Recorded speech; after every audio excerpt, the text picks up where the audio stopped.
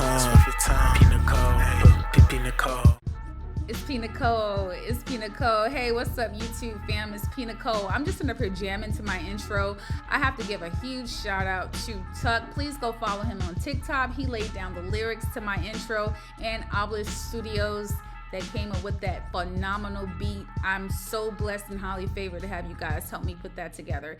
And welcome back. Did you know that there was a city outside of Atlanta, about 30 miles, that's buried under Lake Lanier? This city was called Oscarville, and it was a thriving black community before it was set on fire and ran down by the locals for whatever reason. So I'm going to go ahead and play a short video.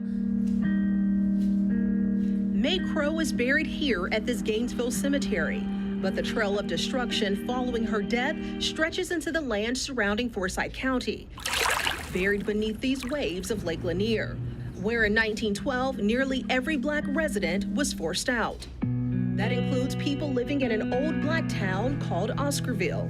The community was formed in the late 1800s during the Reconstruction era.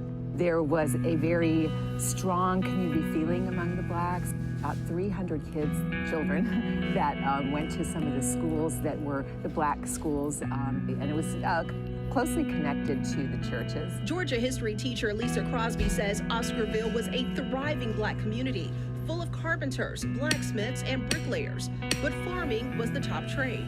So they really had kind of a miraculous farming growth here while the rest of the state was really struggling. But then residents were abruptly forced off their land. The flashpoint, I think, is 1912. This takes us back to the death of May Crow. The 19-year-old white woman was found dead in the woods near Oscarville, presumably after being raped. Typically, the answer to white girls being raped was go to the black community and just start blaming people. By nightfall, terror began to reign over Oscarville.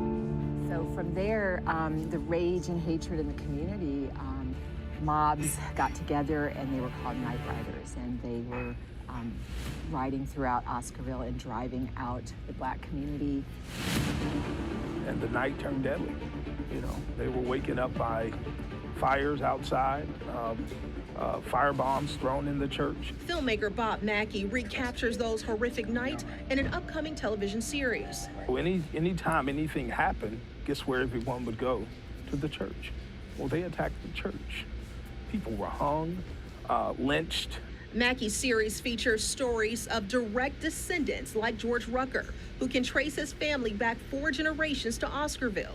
He tells the story of his great-grandfather, Bert Oliver, and the entire family being forced off their land. Night riders came through. They had to leave everything. The main thing they left was property, and my grandfather had 100 acres. Rucker says many relatives died as they tried to flee.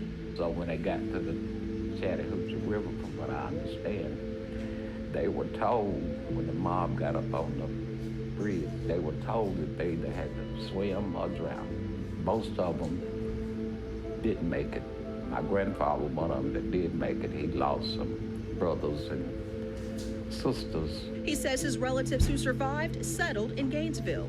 From what my mother told me, Bert Oliver, he would sit and tell her this story, and he would just sit and cry. Crosby says whites in the area took over the remaining properties.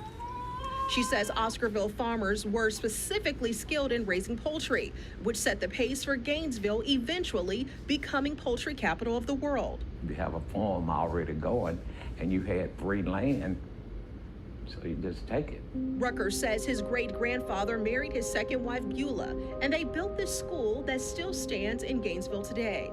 By the late 1950s, the Buford Dam was built and Lake Lanier was formed, covering up Oscarville and swallowing most of its history. Quite interesting when you say, Now I would like to know what your comments are. Please feel free to share them down in the comment section. Also, be mindful, be respectful, be friendly, and we'll see you next time. Go ahead, support the show. Drop a like and subscribe. I promise you that is worth all your time. Pinnacle.